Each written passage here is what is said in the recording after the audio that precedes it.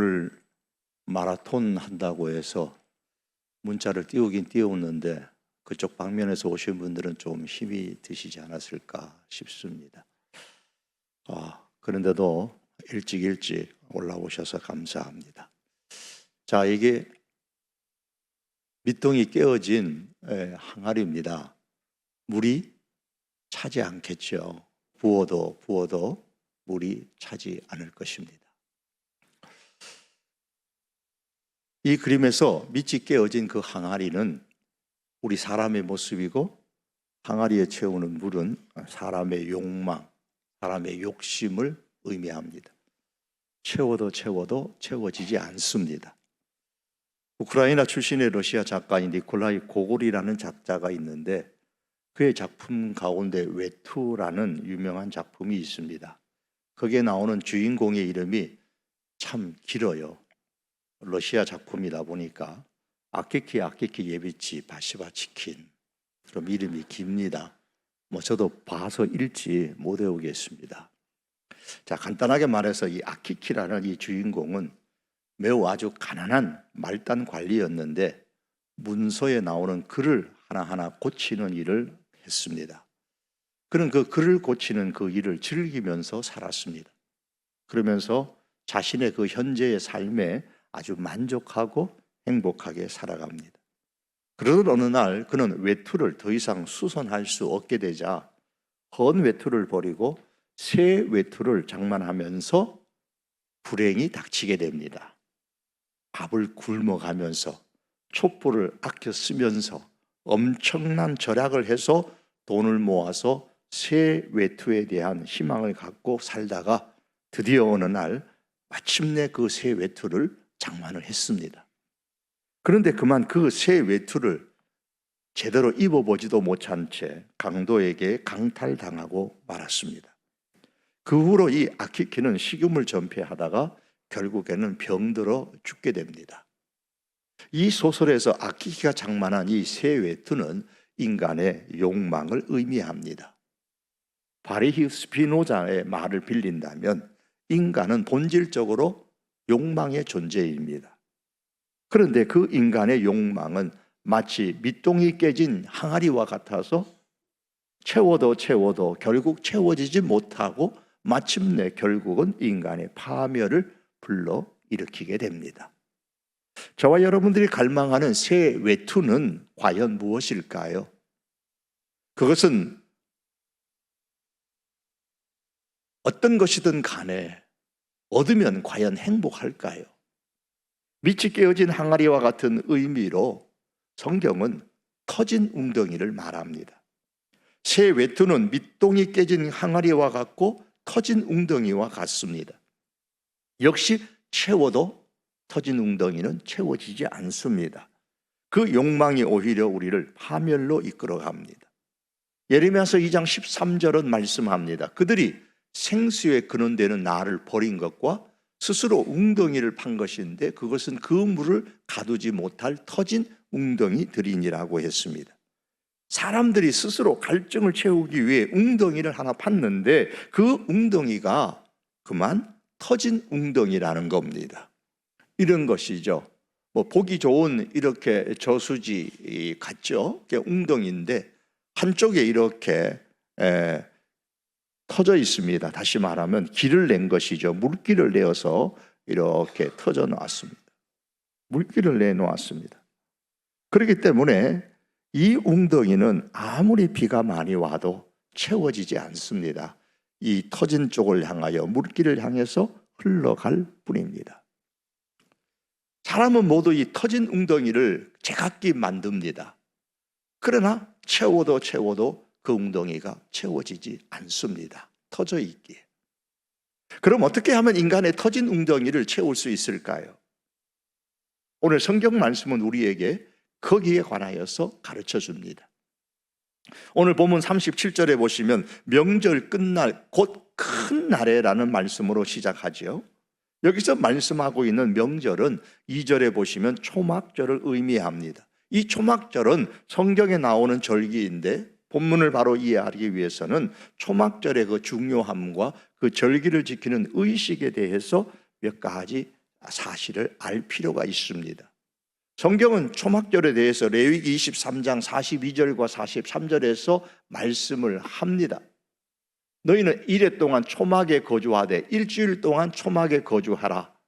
그리고 이스라엘 자손을 애굽 땅에서 인도하여 내던 때에 초막에 거주하게 한 줄을 너희 대대로 알게 함이니라고 했습니다. 이 말씀에 근거해서 유대인들은 초막절에는 7일 동안 자기 집을 나와가지고 작은 초막을 짓고 거기에서 지내야만 합니다. 그래서 백성들이 산에서 나무가지를 가져다가 지붕 위에 혹은 자기 집 뜰 안에 혹은 성전 뜰에 혹은 광장에 길가에 시가지 정원 등등에다가 임시처소인 초막을 이렇게 만듭니다. 그 초막을 짓고 나서 거기에 일주일 동안 머물렀는데, 그렇게 하는 이유는 이스라엘 백성이 애굽에서 나와 광야를 걷고 있었을 때에 집 없이 나그네가 되어서 그 초막에서 지내던 장막에서 지내던 때를 잊지 아니하고 기억할 수 있도록 하기 위해서 이 초막절을 지켰습니다. 이 초막절에는 아주 특별한 의식이 한 가지 있었습니다. 그것은 물붓기 행사라는 헌수식이 있었습니다.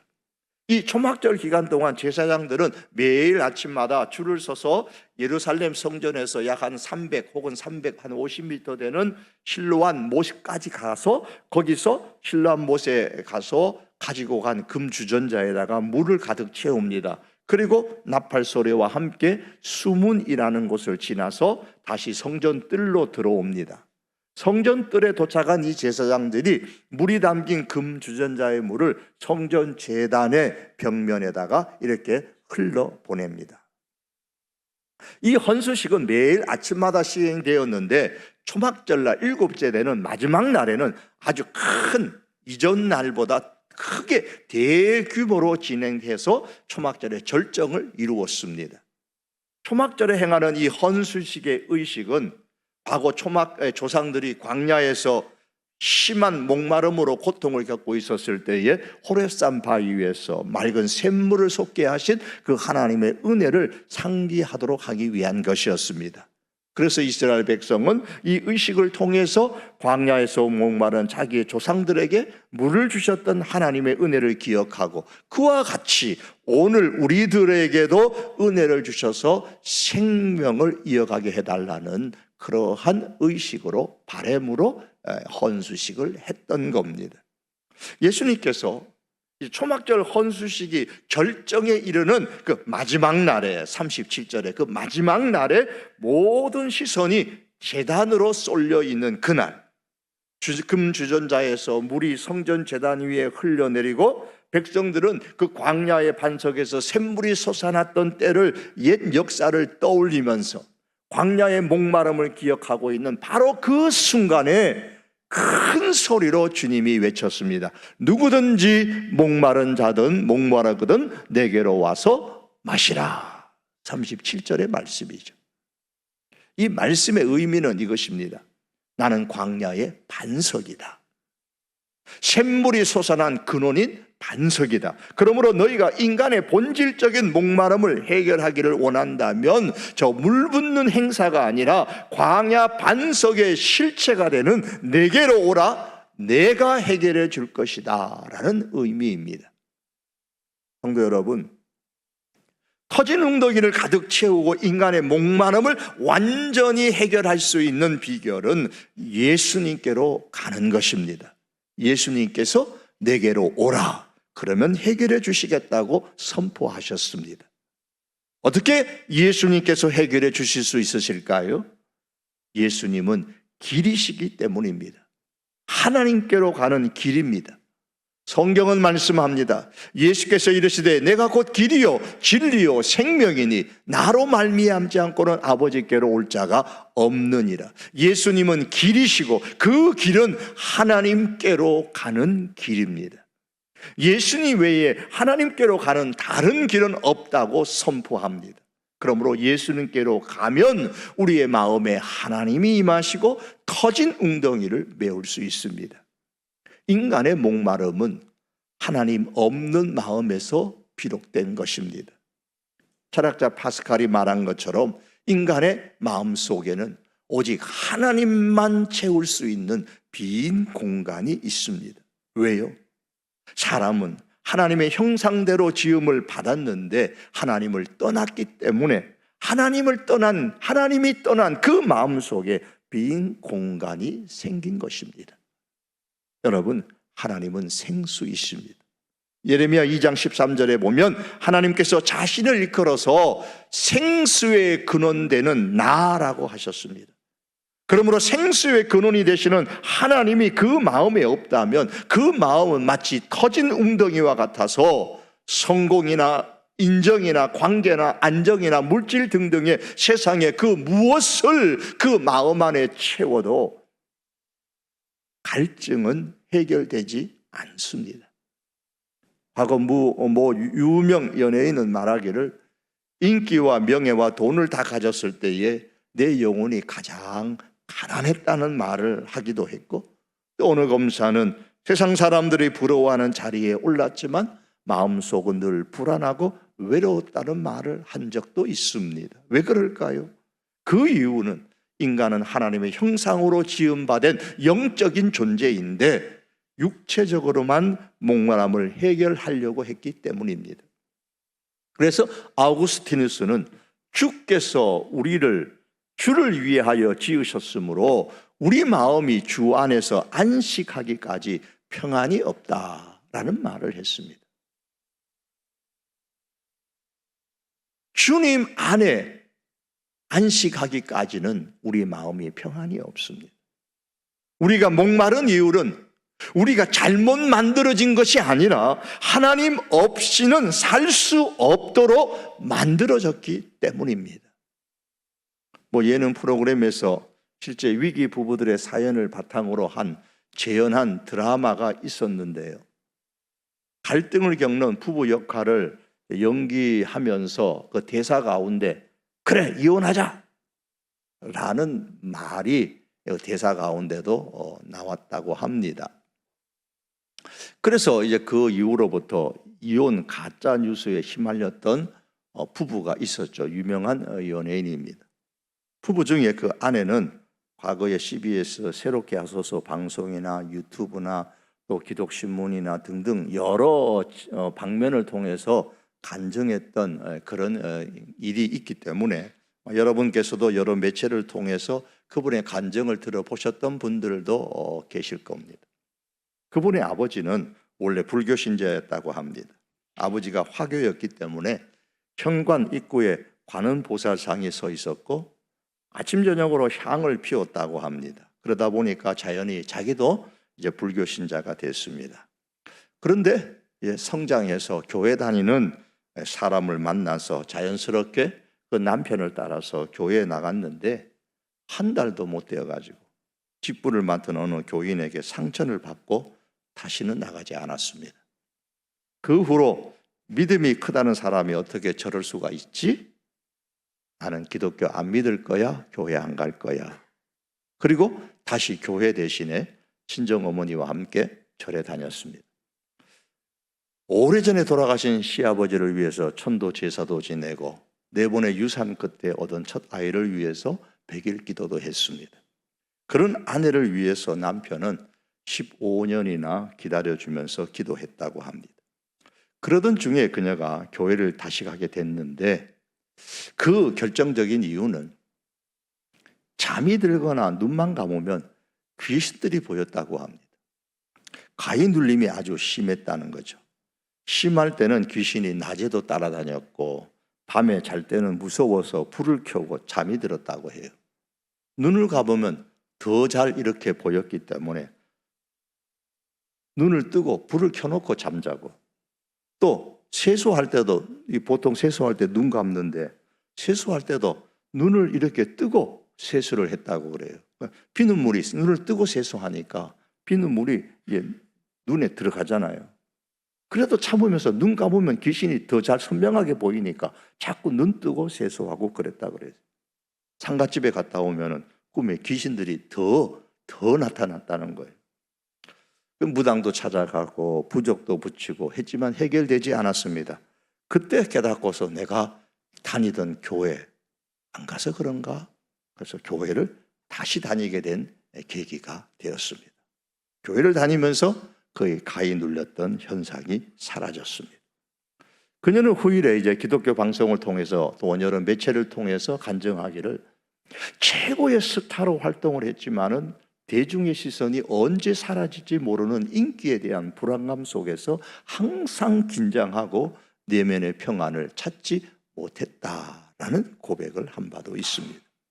결혼한 이후에 겪었던 네 번의 유산이나 부부의 갈등이나 사생활이나 등등의 외부의 그 압박이나 이런 것들로 인해서 밖으로 드러나지 않은 가정 내의 시련 속에서 때로는 절망하기도 했다고 합니다. 왜 사람이 갈증을 느낍니까? 왜 채워도 다 채울 수 없는 목마름이 생깁니까?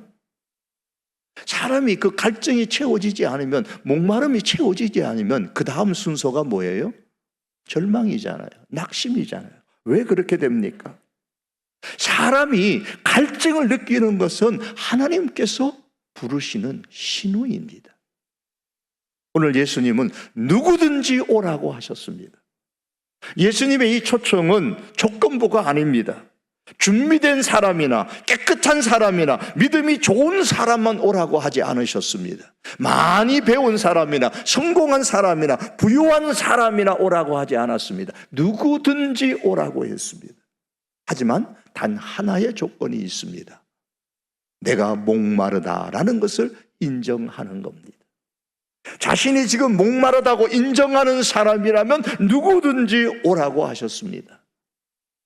우리 가운데 누구든지 오라는 주님의 음성이 우리를 부르시는 거예요.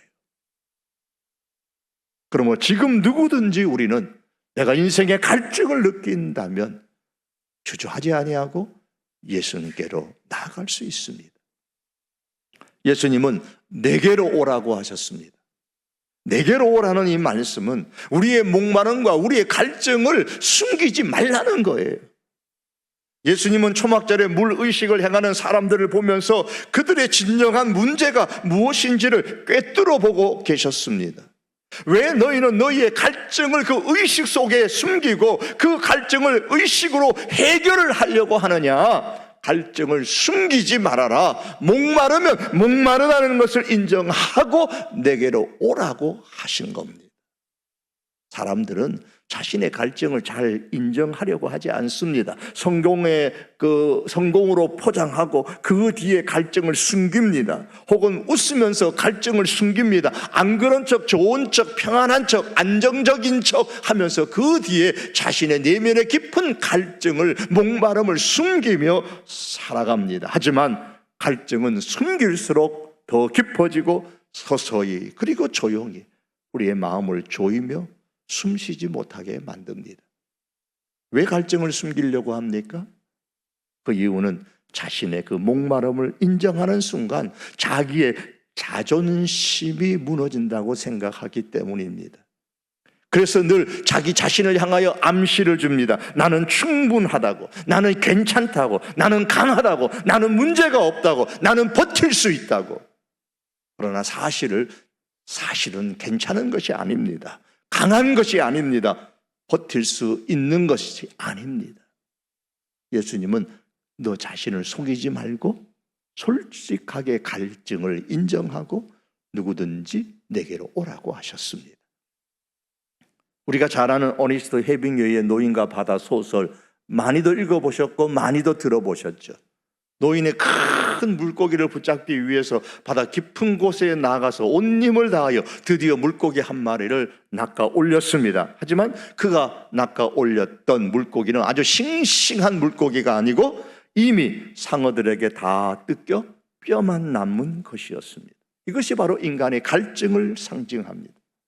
우리는 인생의 깊은 곳까지 내려가서 무언가를 붙잡지만은 정작 집에 돌아올 때는 뼈대만 남은 공허함만을 발견하게 됩니다. 이것에 성공하게 되면은 그 뒤에는 굉장한 것이 있을 줄 알았는데 밀려 들어오는 것은 뼈대만 남은 그 뼈다귀, 물고기, 공허함입니다. 그래서 힘을 다해 수고는 하지만 갈증은 채워지지 않습니다.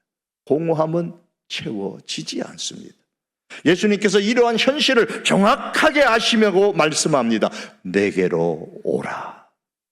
뼈대만 남은 너의 현실을 인정하고 내게로 오라고 말씀하십니다. 우리는 지금 이 자리에 나와 앉아 있습니다. 그러나 여기 앉아 있는 것만으로 만족하지 말고 우리는 한 걸음 더 나가서 이렇게 말씀하십시다. 주님, 제가 목마릅니다. 사실은 내 내면 속에 감출 수 없는, 해결할 수 없는 공허함이 있습니다. 그런데 내가 내 인생의 이 갈증을, 공허함을 해결할 수 없습니다.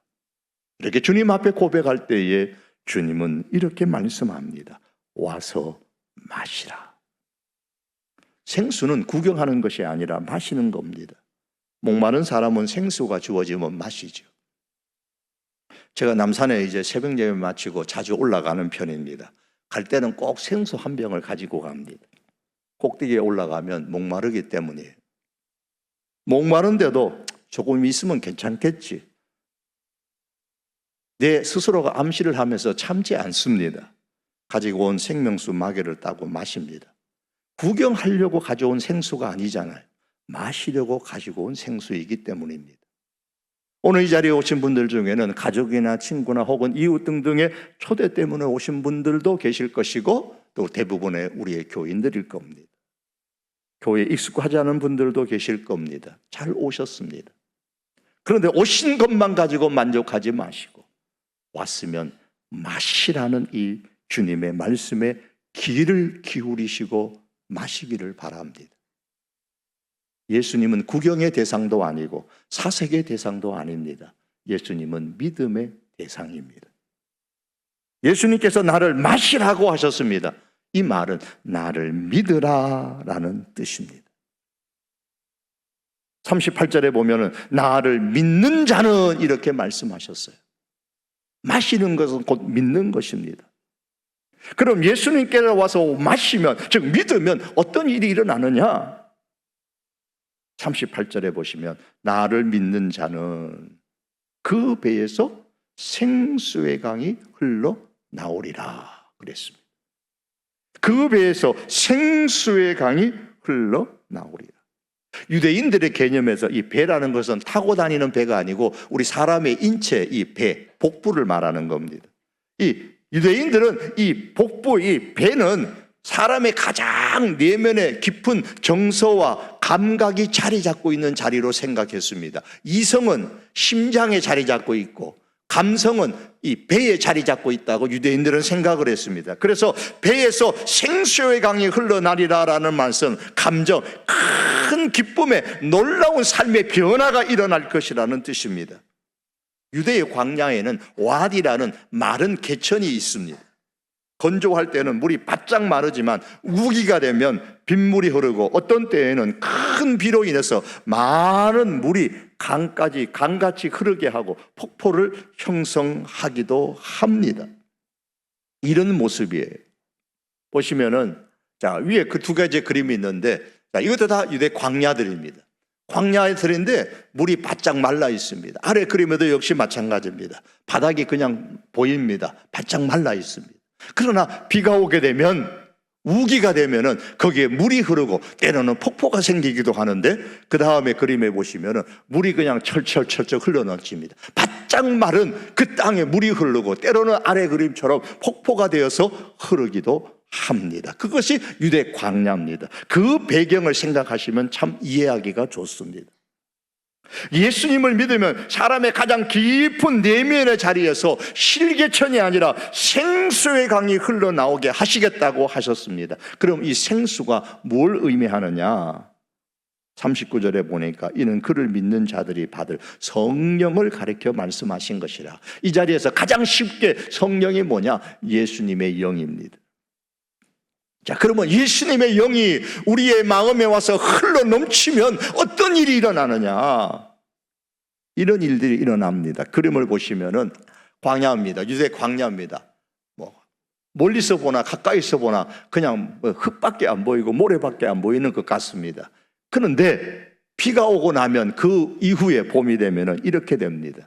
자, 그 광야에 그냥 푸르는 잔디들이 그냥 쫙 나고 꽃이 피죠. 어째 저게 광야였다고 말할 수가 있겠습니까? 그 다음에 그림도 보면 저게 어찌 광야이겠습니까? 이전에 보았던, 앞에서 보았던 그런 광야겠습니까?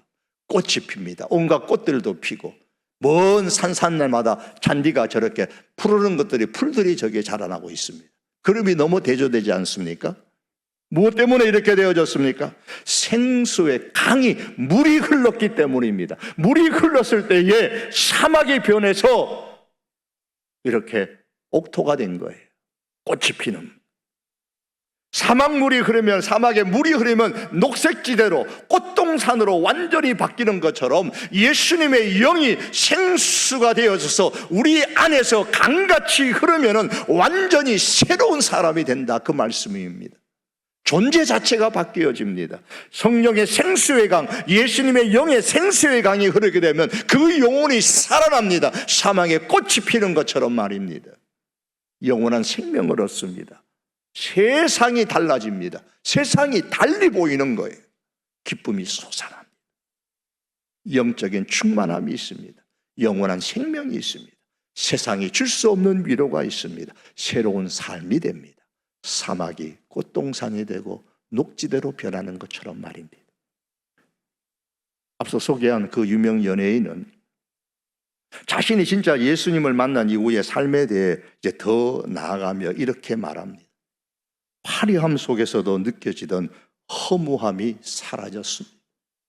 예수님 만나고 나서 다시 교회 나가고 다시 예수님 만나고 나서 허무함이 사라졌습니다.